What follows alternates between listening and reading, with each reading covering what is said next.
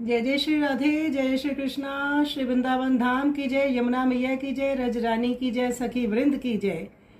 माने घड़ो उठाता जाओ रे कान्हा जमुना के तीर रे।